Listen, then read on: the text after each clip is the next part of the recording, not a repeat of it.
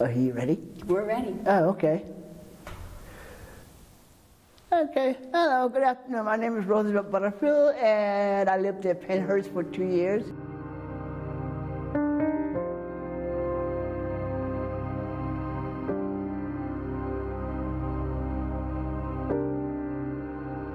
Yep, there's my old house. It makes me want to cry.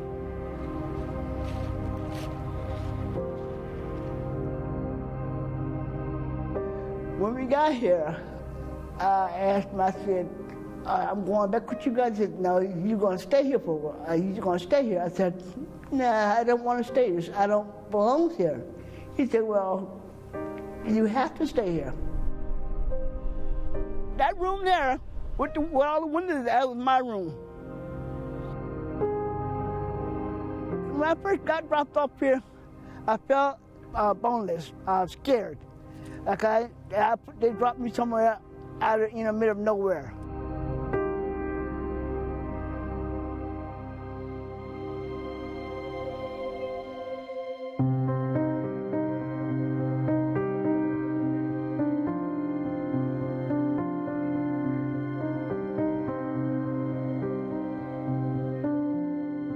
Out of sight, out of mind, historically, is the way society has dealt with people with intellectual disabilities.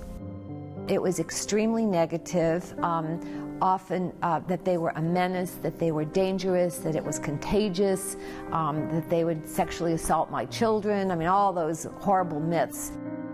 I think it's been painful. What I've learned most is that people with intellectual disabilities are among the most resilient people that I've ever met. What they had to face, they faced impossible odds.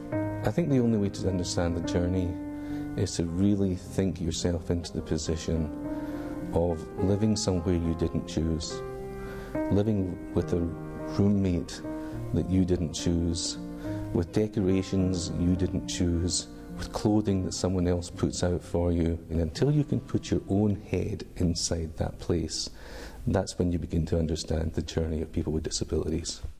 Get away from him.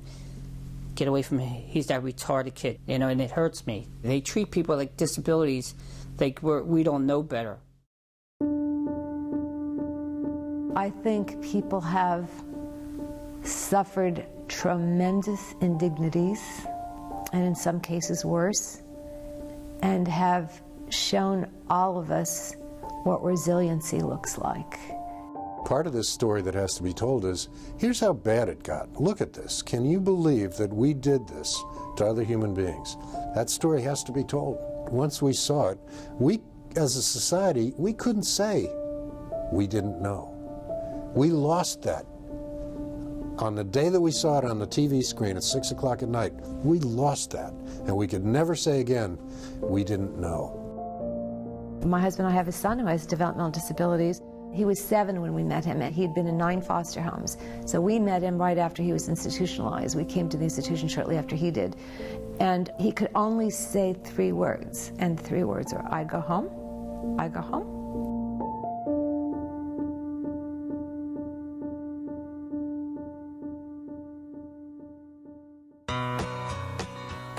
At the end of a railroad track, out among the farms, lies a maze of old stone buildings where I came to harm. I believe my mother loved me, I believe my father cared, but when the doctor talked, they listened, and they sent me way out here.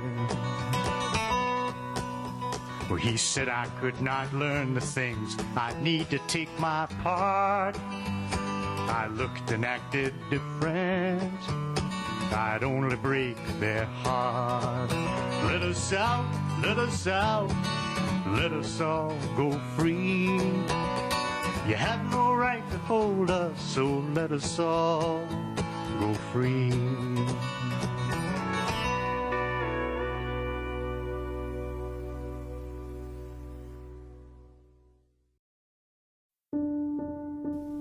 Support for I Go Home is provided by the Pennsylvania Developmental Disabilities Council.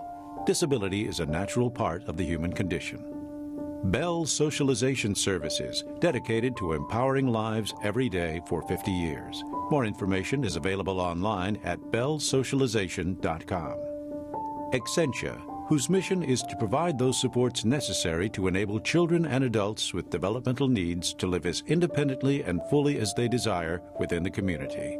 More information is available at ourexcentia.org.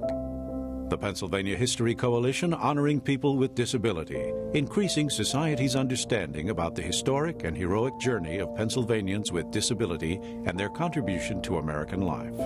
And by viewers like you. Thank you.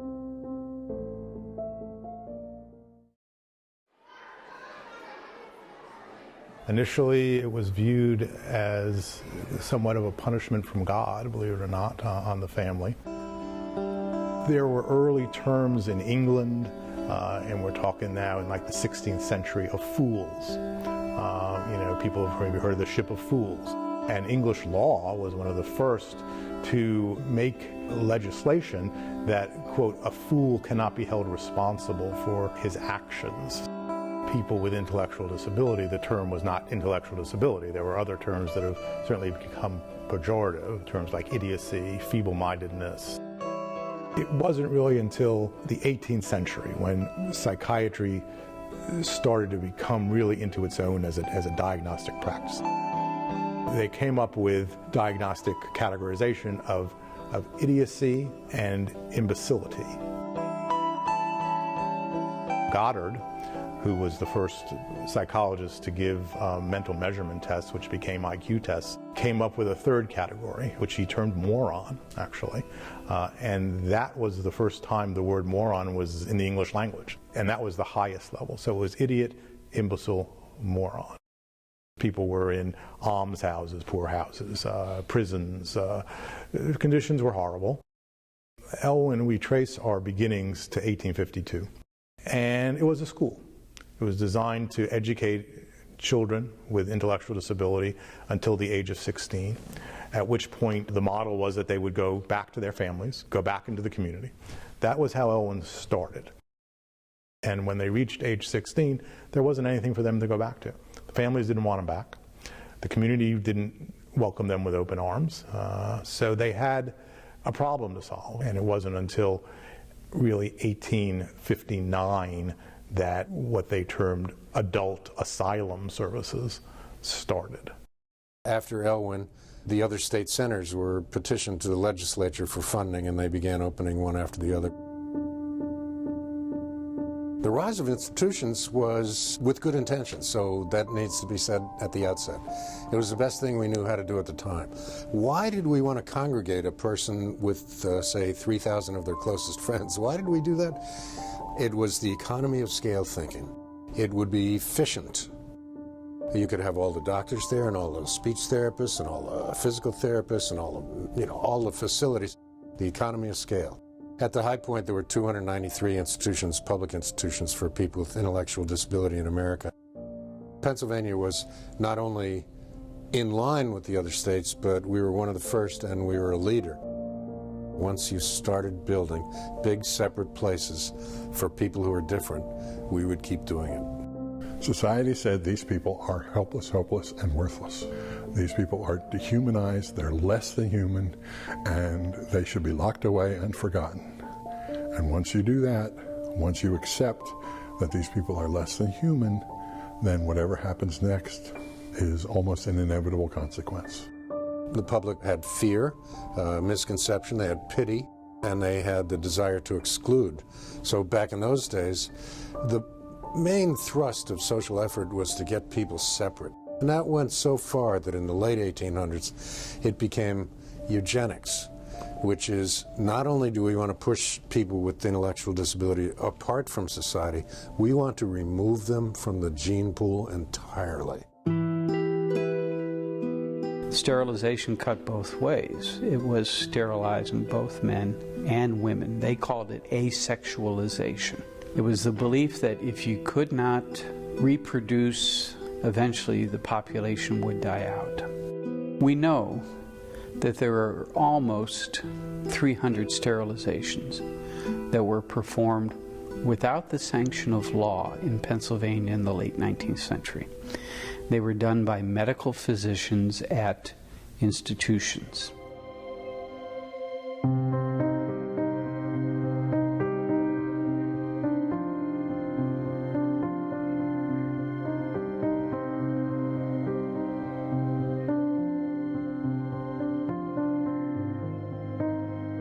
By 1890, 1900, when Pennhurst was being founded, the thoughts were extremely low-minded, and people with disabilities, people with intellectual disabilities, were being blamed for many of society's ills, and the decision was made that the best solution was to lock them away and make sure they didn't have children.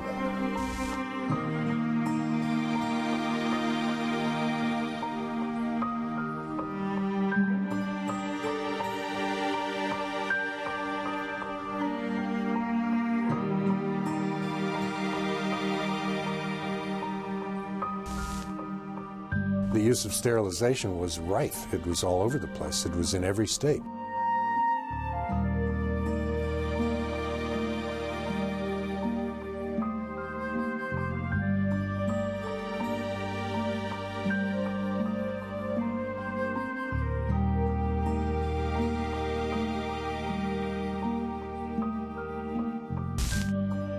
Pennhurst opened in 1908, and it was a groundbreaking ceremony, and it was a legislative, political event for people to show up and look good and turn a spade.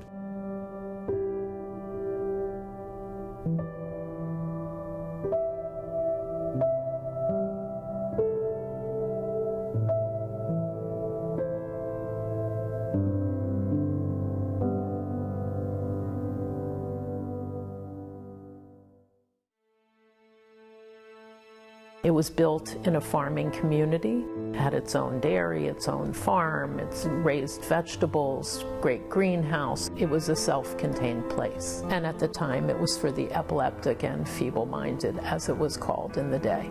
And they did postcards all the way from 1908 till the 80s. They did postcards, and they did paintings and aerial photographs. And look at this, it's like a park, it's a camp. Your son or daughter will be happy and safe here. Parents were told, institutionalize your child. Your child has a very poor prognosis. He'll never do this and this and this, oftentimes given a long list, and lots of pressure for families to sort of do the right thing, not only for their family and for their other children, but also for the society as well. We told families, you know, your son or daughter will be with his own kind, and he will be safe forever. You don't have to worry. You can go to your grave safe. And that's what parents want, almost above all else, is the feeling of permanence. So we offered safety and permanence, or we thought we did, and that's why the institutional model grew. There weren't options, and I mean, I think that when we talk to parents who have institutionalized their children many 40, 50 years ago, that's what we hear. We were told this is all there is, and really until the early 1970s, that's all there was. It was very, very difficult for families to choose a path that would be in opposition to that, because it was so pervasive and so powerful. And it was still the product, in the belief that the individuals with the disabilities were in fact defective and needed to be put away where society could be protected. Families who felt guilty about sending their sons and daughters to these places are, forgive me, way off base. It wasn't their fault. It was people like me who said this is the only thing, and it was. And it was the best we knew how to do at the time. I had a sister. Our Nancy died about 10 years ago, but she was born in 1956. She was born with Down syndrome. She also had a congenital heart anomaly. She shaped my life and the lives of many, many people around her. I miss her every day. She was just great. And I think very fortunately for her, my mother, who was very headstrong, didn't listen to the doctors. So the doctors who said, if you loved her, you'll put her away, instead took her home and listened to other people who said, you treat her like the other children. They told my parents, you better put him off somewhere like an institution because he's going to be a handful. He won't be educated-wise. You know what? Thank God I had my parents to support me.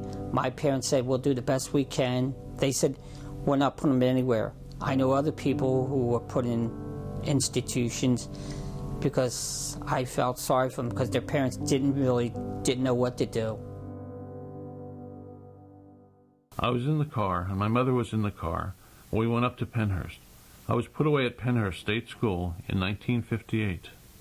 After that long ride up there, it was just horrible. That was very scary, very, very frightening. I was crying that I would never see them again, my mother or my sisters. Things looked different to me, because it wasn't like a house that I lived in. I'm out here in this gray institution with 3,000 people that live in it. It was just something that I didn't like. It was so much overwhelming that there's this great big ward with all these people. I'm used to my mother and father, my sisters.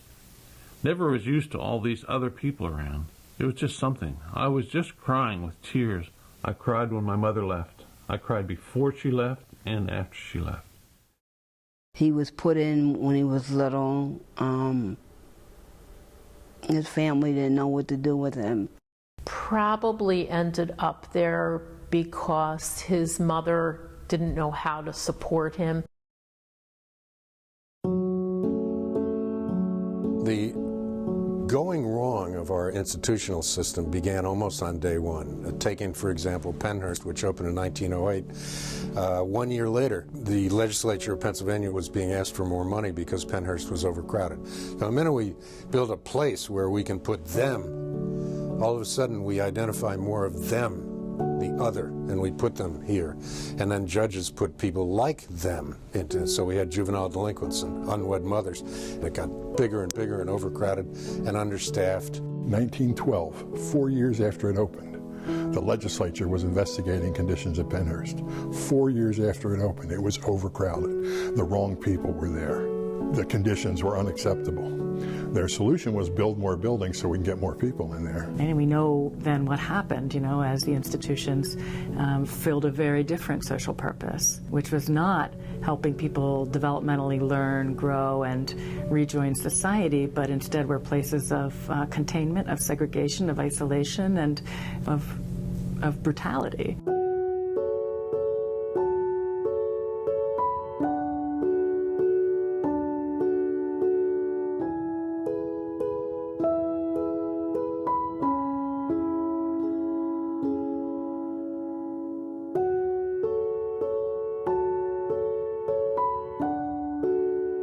Putting a lot of people together in one place didn't make sense.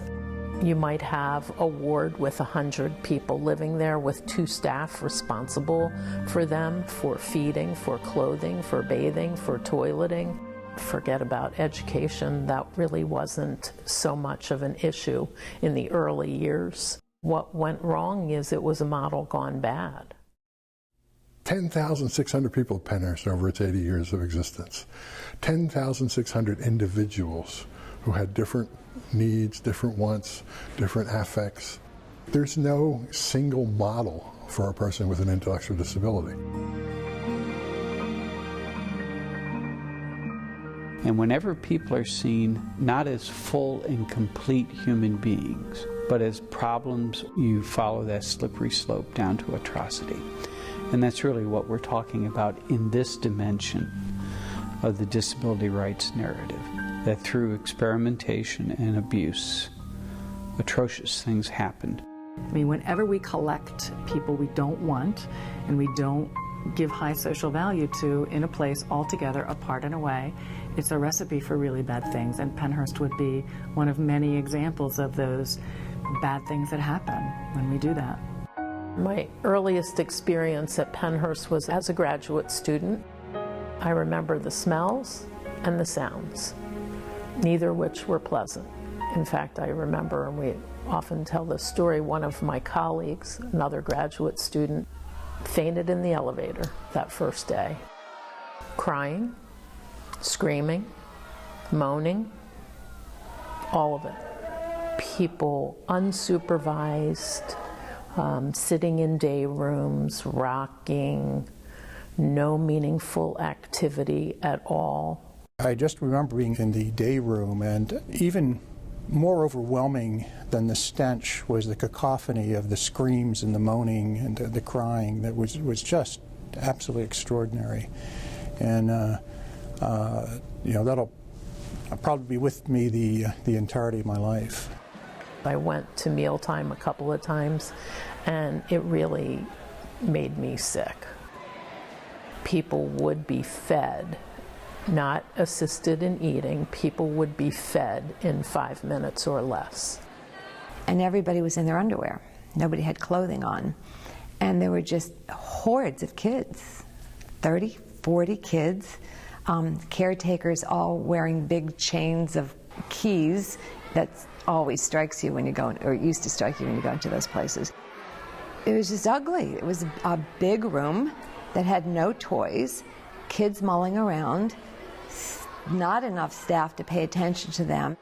Very little furniture, and the men were just milling around. And there must have been at least 40 people in that unit that I saw that day. And it smelled like the monkey house at the zoo. Like you go and you think, can I hold my breath until I'm done here? And my shoes were sticking to the floor as I walked. And the men were naked or maybe half naked, many smeared with food, feces, all kinds of stuff milling around. When I walked in the door, my first impression was I looked up and there were no staff around.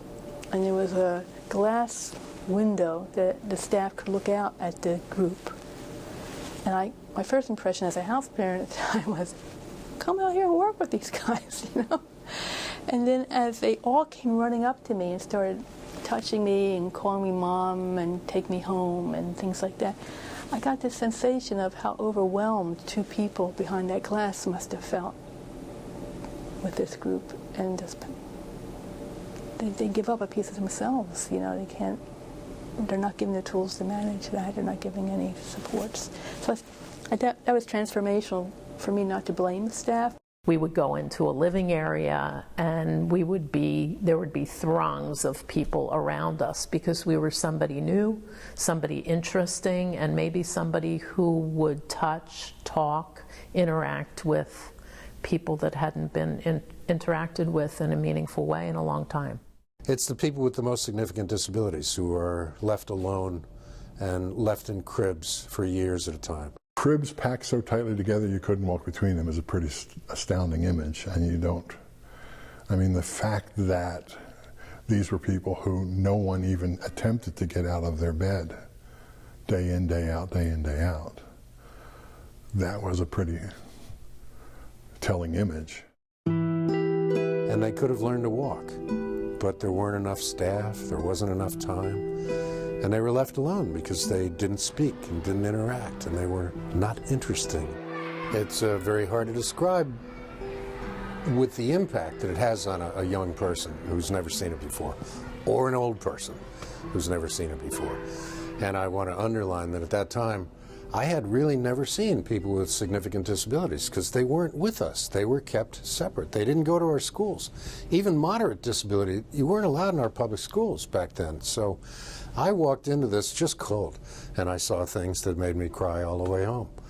And in fact, I told my parents that night that I just saw a place with 3,000 human beings where we wouldn't put our dog for the weekend. They were jails, and people were incarcerated there. Just the fact that people have to unlock 3 or 4 doors just to let you into where the people are that you've come to see, it's insane. It was just an awful, awful place. It was a warehouse. You go outside and cry when you're done, and you can't wait to get them out, and you can't get it out of your head. And I remember having nightmares about being there, being trapped there.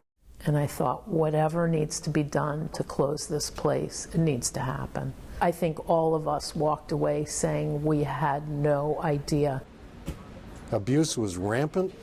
It was terrifying. It's the situation that creates abuse with human beings. When we have power over others and we are told our job is to maintain order, we're going to punish you if you get out of line. And we do that. It's inevitable. So there was physical abuse by staff, and there was abuse by people who lived there toward other people who lived there, and so on and so forth. But The most terrifying for me, and one of the realizations of my adult life, was that I worked in this field for 30 years before it hit me. What was going on at night was kept so secret that even the people didn't talk about it, because they were told, if you talk about this, I'll kill you. I got scared at around the nighttime. All this stuff happened late at night. It was grown patients, higher function patients. They had sexual with little kids, and no one would help. I thought that they was going to do that to me, and they did, and I couldn't do nothing about it. At that time, I was sexual abused. It was very bad. Grown people laid me down on the floor and nowhere to break away from them and tell them, no, you can't do this. I did try to tell my mother, but I don't think she could do much about it. She would tell me, if they bother you again, you just tell somebody. Go and tell somebody. And every time I tell somebody, they do the same thing over after the attendants leave. She talked to the supervisor when she came to visit me. I heard there's some problems with my son, and could you help him? The supervisor didn't do anything. They talked to my mother that it didn't happen. It did happen.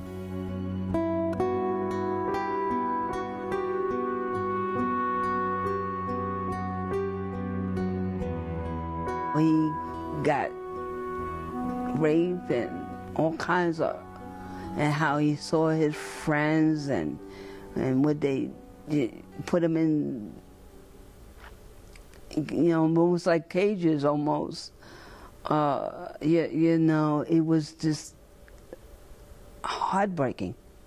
He was pissed off that he'd been put there and that this sexual abuse had happened to him.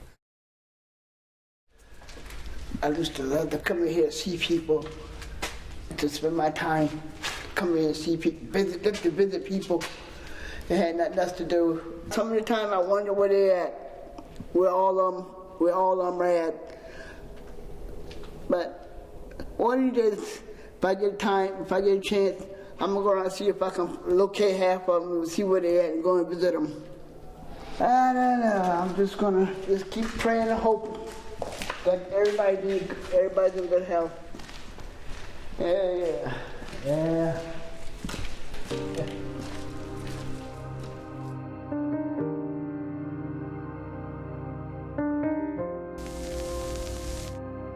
In the days of the mid-20th century, the general public had no idea what was going on in these institutions. And I know that because when I got to Pennhurst in 1970, I had never heard of places like that. So I walked in with a great education, a good family, and every gift one could be given, and my mouth fell open. I had no idea. I felt like the German people who said, we didn't know, when they lived right next to the camps. We didn't know. We Americans, we didn't know, because we chose to keep it secret. We chose to remove people from our population and keep it quiet. When I started at Pennhurst, they had visiting rooms. When you came to see your child, you didn't go where your child lived. You weren't allowed to see where your child lived. You went to the visiting room and someone went and brought your child to you. So you didn't see the worst conditions. There's a whole system set up.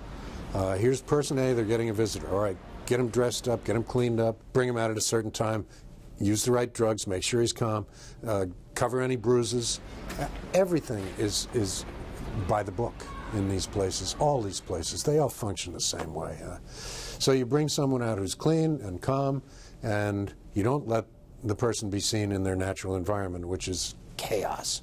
The media stepped in for me, and I think for America. The key date was 1968. The media first hit it big when this stuff hit television. People could see it. And it was here that had the first televised expose of conditions in an institution in the world. And it was Bill Baldini. I was working on a Sunday, low man on the totem pole, and a guy named Jerry Haas told me that they were volunteering at a place called Pennhurst, which I never heard of. And he's telling me what they saw. And I told him, if 1/10 of what he told me was true, I'll do a story on it. I found out that Jerry Haas was not exaggerating. It was bedlam. It was an asylum that you wouldn't believe. And I was in absolute shock. at what I saw. So I went back and told my news director, who didn't believe me, had the same reaction. I convinced him to give me a crew and go up there the next day. I went up and confronted the superintendent and told him he had two choices. One, that he can let me come in and shoot all this and tell the public what's really going on because no one knew about it. Or I'll stand outside the gates every day and tell the people what I saw inside. He decided to let me in, much to my surprise. We went in there, and my crew literally got sick. The smell was incredible. I mean, you had rooms filled with people banging their heads, defecating. We were just stunned, to say the least. I had to control my own feelings, and I had to control my crew's feelings. The scene that got to all of us the most was walking into a ward with 80 cribs. They're all steel. And over the cribs were these strips for insects, flies, and stuff, and they're filled. Every crib had a baby in it, or a young person, anywhere from 6 months to maybe 6 years old. They were never cleaned or changed. We couldn't believe it, and I said, how come these older children are still in these cribs? And the answer was this. Guy opened a closet door, and there were mats, maybe 80 mats in there. And he said, there's only 2 of us. And we don't have enough people to put those mats on the floor and put the kids on the mats to learn how to crawl, because you have to learn how to crawl before you can walk. So consequently, they didn't walk at all. Their legs were this big. We were just blown away. I could not understand it. And then I started thinking about it, and there were 2 people for 80 people who needed help 24/7. 2 people on a shift. I know it wasn't their fault. And that struck me. It is not their fault. It seemed to me that a lot of the workers and the middle management people who were frustrated to the point that they couldn't do anything, and no matter who they complained to, nobody listened, thought for the first time they had a voice, and I was their voice. So I would walk down the hall, and some management guy would be walking by, shake my hand, and in my hand was a note. And the note would tell me what I didn't know. Why don't you look at this building and talk to this person? And that happened 3 or 4 times a day, every day. During the next 4 evenings, TV 10 will delve into the problems of Pennhurst. We hope to find out why the current conditions exist. What are the problems facing the people running the institution? What has been accomplished in the past? And what must be done to correct the injustices the mentally retarded have endured much, much too long. We entitle our investigative report, Suffer the Little Children. I saw those people as being children, even though they were adults, and they needed someone. And it just struck me that this would work. Today, we no longer punish the mentally retarded. We don't exploit them either. We have come a long, long way. Now we ship them 25 miles out of town to a state-operated institution and forget them while they decay from neglect. The 2,800 children, young and old alike, residing within the confines of Pennhurst are for the most part protected from society, and the granite wall of ignorance and social blindness protects society from them.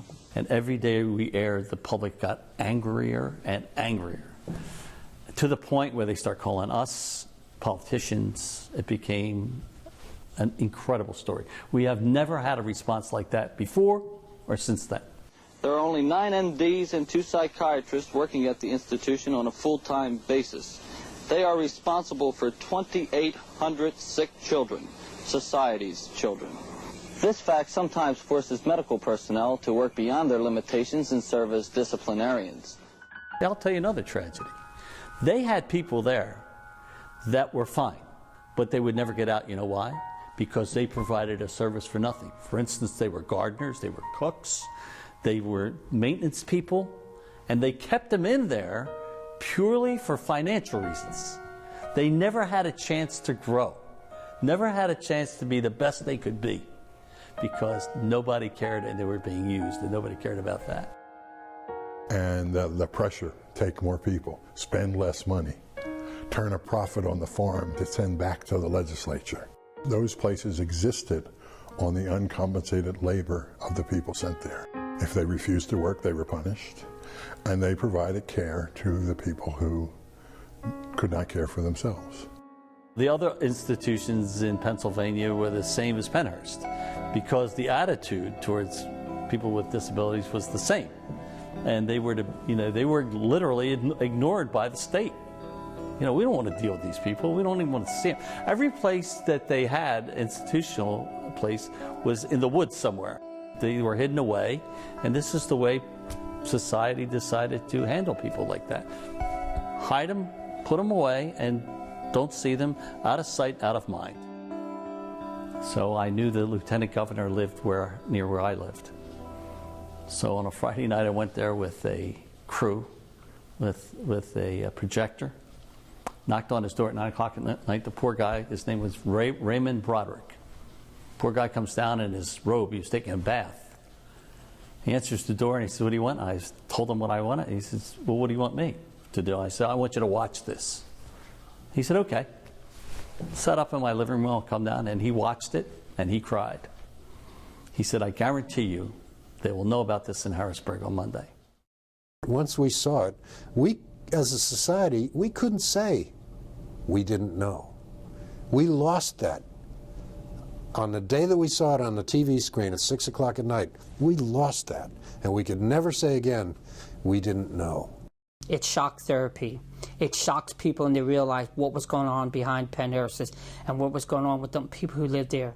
The media coverage that began in 1968 here immediately gave rise to the Arc of Pennsylvania hiring a lawyer. That was the first step. You can imagine the outrage and the terror of families, some of whom had their sons and daughters at Pennhurst. We have to do something. Well, what can we do? Well, we might have to sue somebody. Step one, recommended by the attorney that the Arc of Pennsylvania hired, a great civil rights attorney, Thomas Gilhool, recommended, let's sue the Commonwealth of Pennsylvania for a right to education.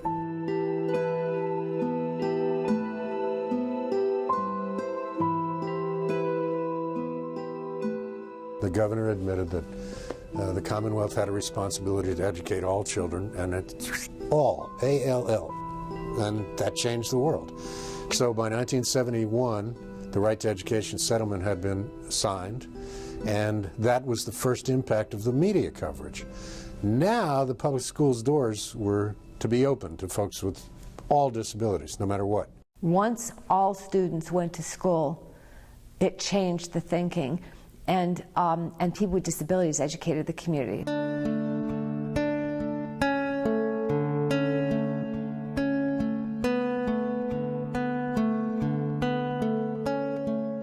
The next step then, again, the Arc of Pennsylvania used the same attorney to sue the state for terrible conditions at Pennhurst. There wasn't such a thing as a right to treatment. There wasn't the kind of law behind that lawsuit that we needed, so it was pioneering work. In 1974, Halderman versus Pennhurst was filed in federal court. A young lady named Terry Lee Halderman had 47 injuries in 1 year reported, and some of them pretty bad. No one was ever fired, disciplined, prosecuted, nothing. When I found out that Judge Broderick was going to be the presiding judge over this case, I was elated. I was jumping up and down for joy when I heard he was the presiding judge, because I knew that this man cared and they were going to get a fair hearing, and they did. And it went on and on until 1978. On St. Patrick's Day, Judge Raymond Broderick signed his decision saying that everybody at Pennhurst is going to get a shot at a life in a small home in the community.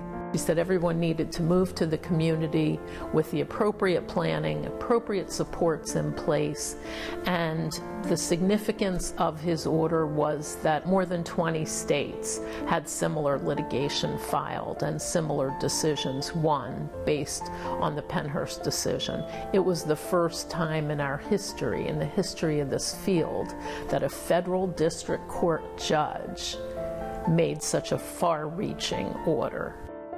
There was a fair amount of resistance. The Pennhurst Parent Staff Association was an active group of people who firmly opposed the movement of their relatives from the institution to the community. One of the things to move someone out of Pennhurst is we first had to go meet with the family and say, your daughter would like to leave.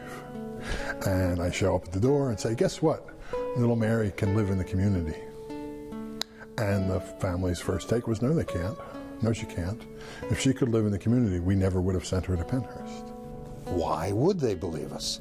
We're known liars. We told them, this is the best thing in the world, it's forever, you'll never have to worry. And then a decade later, we're back saying, this is a terrible place, you did wrong to put them here, and we're going to close it. Why would they believe us? And that's been the dilemma ever since the beginning of the closure of these places. Families oppose closure. So would I. We interviewed families before their relatives left Pennhurst and interviewed them again 6 months later, 18 months later, and continued to interview them annually thereafter. And what we found is even for those parents who opposed the move, most of them were quite happy. For most people, it was the fear of the unknown.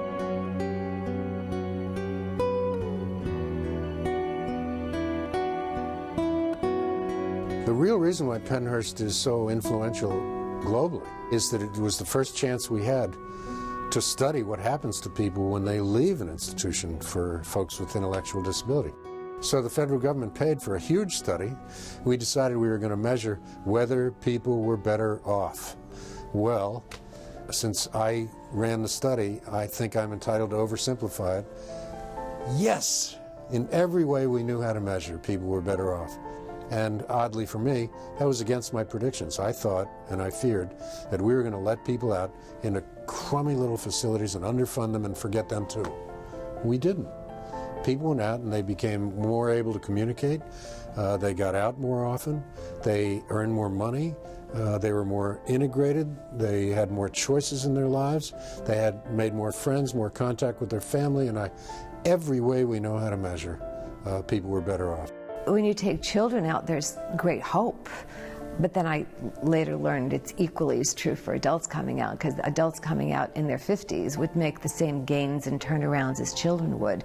I mean, it was just such a happy time. They were so happy to be out. They were so happy to be there. They were so grateful. It was a wonderful thing to do. Roland Johnson became one of my heroes and one of the heroes of the disability rights movement in America because he survived Pennhurst. He got out of Pennhurst. I think he's one of the first people with intellectual disabilities to get it clear in his head what his place was in history, that he was in a position to help his brothers and sisters kind of get control of their lives and demand their rights. Roland was the first I saw to really share his story. I said, well, maybe if you share your story, other people will share theirs. And people started sharing their stories. Everything that happened to him at Pennhurst fueled his passion to make sure that it didn't happen to others. He got back involved with his family, his sisters, his mother. He got close to them, and he helped found an organization called Speaking for Ourselves, which was the among the first self-advocacy groups in the intellectual disability field. When I was in Pennhurst State School, I had people control my life. I had people control me and tell me what to do, tell me when to get up, tell me when to go to bed, tell me what not to do. It's impossible to explain how a man who clearly did have cognitive disabilities and some difficulties with speech could be such a genius and so brilliant and such an effective politician. He was always formal. He never allowed himself to get familiar in his role or casual. He was relentless in what he believed in, no cutting corners. He absolutely held you accountable, and you felt shameful if you didn't do the right thing in his presence. He was just an extraordinary man. He was a force, he really was, and probably my first experience with a self-advocate who was as articulate and as passionate as he was. His mantra was, who's in charge? He would always say that to people, whether it was professionals, whether it was families, whether it was self-advocates, who's in charge? And that to me was the most powerful thing, to think, well, yeah, that's right, who is in charge? You're supposed to be in charge, right? I can't hear you. Who's in charge? All right. Roland was like Martin Luther King. He can speak and everybody listen. He can work the room better than anybody I have ever seen. I remember at his funeral, hundreds and hundreds and hundreds of people paying tribute to him. It was just unbelievable. And he was. There are many people in the intellectual disabilities movement in Pennsylvania who have come after Roland with his message, and it's critical that people with disabilities lead this movement. They always have to be in our ears and eyes so we know what they're thinking. And if we don't ask them, who am I to make that decision for somebody else's life? The journey from the beginning of Pennhurst to the closing of Pennhurst was an enormous journey. The journey since the closing of Pennhurst till today is still a journey. The journey for folks with intellectual disability in this country has been magnificent, awe-inspiring, and positive. We've gone from shutting away and hiding and really elements of torture toward inclusion, acceptance, and opportunity. We're not in nirvana yet. Man, have we come a long way. I like to believe that with the birth of the community movement, that power relationship has shifted a bit, but not completely. And the community system, as I'm sure you know, is not without flaws. When Pennsylvania started doing community services in the 70s, it was only with state dollars, which allows the state to write the rules. And there were a lot of flexibilities. When my husband and I were house parents in 1974 to 1978, there were no regulations. And so, as with all kind of startups, that kind of flexibility allowed people to be really creative. In the 80s, Pennsylvania and all the states opted to take Medicaid money, and they really had no choice. And once the states took the Medicaid money, they had to take the Medicaid rules. And the Medicaid rules have created a regimentation and restrictions that significantly impede creativity. The rule maker feels safe about how money's spent and how people's lives are. It has the paradoxical effect of making people's lives not so good. The reality is, for many people, we have a long ways to go. But we have a lot of people who live smack dab in the middle of the community and don't know their neighbors. We have people who spend all day congregated and segregated in special places just for people with disabilities. We have people who have nobody in their life who's not either a fellow client of the service that they use or a paid staff person. Virtually no freely given relationships in their lives. And as long as that reality exists for a good number of people, then we have a lot of work left to do. The thing that I have to say about the community that people are suffering is that they don't know how to make friends. They're more separated in no communications, no transportation. People are waiting for a relationship. The challenge remains that simply being in the community doesn't mean that you'll be of the community.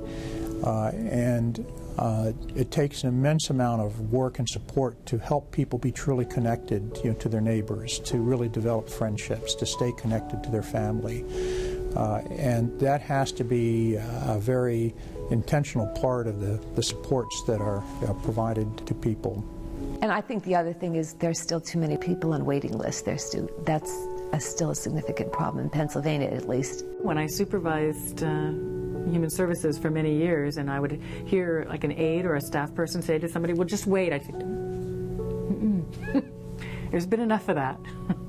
Let's figure it out. Let's make life happen. Let's not tell people to wait, because that is one of the institutional behaviors that just gets shaped and reinforced over time. And, people sink into their own worlds. They learn to sit all day long, and wait.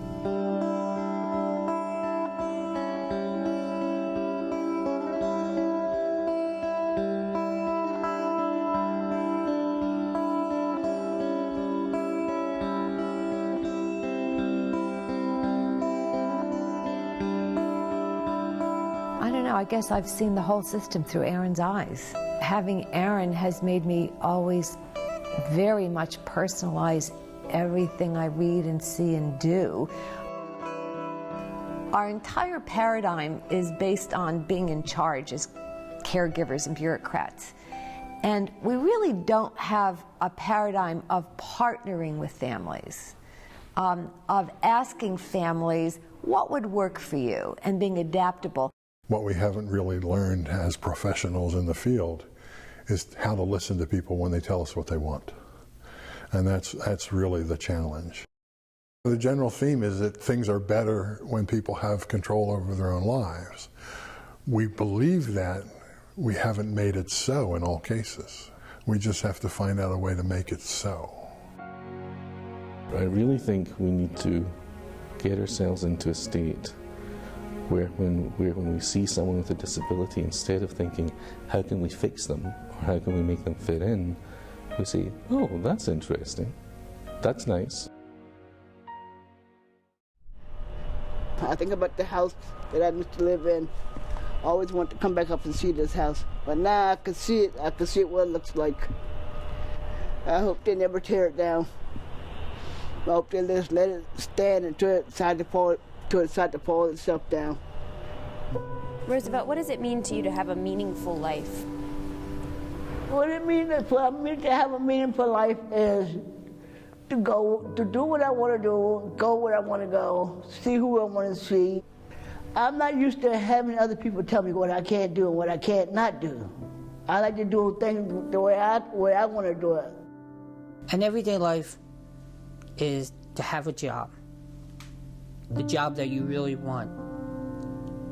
Live where you want to live without being persecuted or looked down at. You know, not living in an institution. Have friends, meaningful friends to do stuff with, not just to chum around. You know, have relationships, settle down, get married.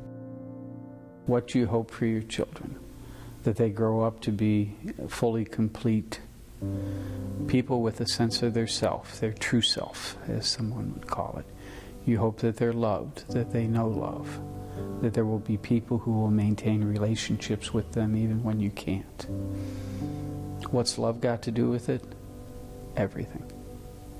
And it all begins and ends there. And that's what we hope for him. It's nothing magical, and I think that's what we've learned over the years is people with disabilities' wants and needs are no different from anyone else's.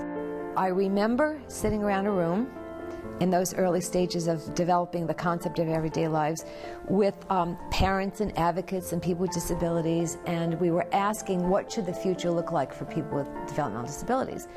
And people were saying a lot of things, and there was a big sheet of paper on the wall, and two facilitators were drawing as people were talking, and people were saying things, well, in the future people should be able to go to school and get married and have friends and any kind of job they want and go to church, and there was even a spaceship, because if people were going to the moon they should go to the moon. And when it was done, there was a man whose daughter lived her whole life in one of the state institutions who kind of sat back and looked at the wall and said, gee, that's just the life we all have.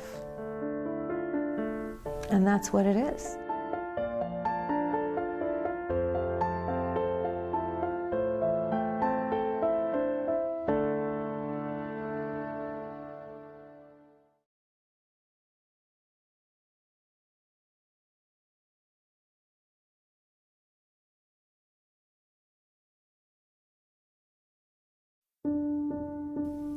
Support for I Go Home is provided by the Pennsylvania Developmental Disabilities Council. Disability is a natural part of the human condition. Bell Socialization Services, dedicated to empowering lives every day for 50 years. More information is available online at bellsocialization.com. Excentia, whose mission is to provide those supports necessary to enable children and adults with developmental needs to live as independently and fully as they desire within the community. More information is available at ourexcentia.org. The Pennsylvania History Coalition, honoring people with disability, increasing society's understanding about the historic and heroic journey of Pennsylvanians with disability and their contribution to American life. And by viewers like you. Thank you.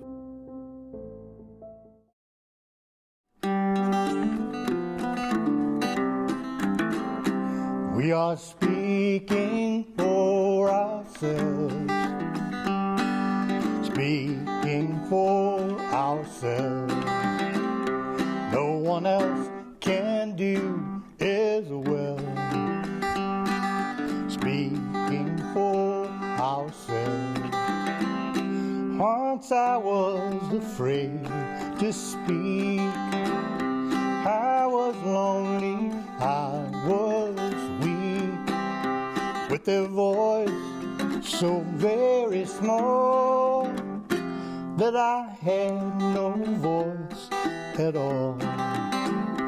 We are speaking for ourselves, speaking for ourselves. No one else can do as well. Speaking for ourselves. Then I found a friend like me, and another made us three. Then we laughed, and then we cried, and then this is what we tried. No one else can do as well. Speaking for ourselves.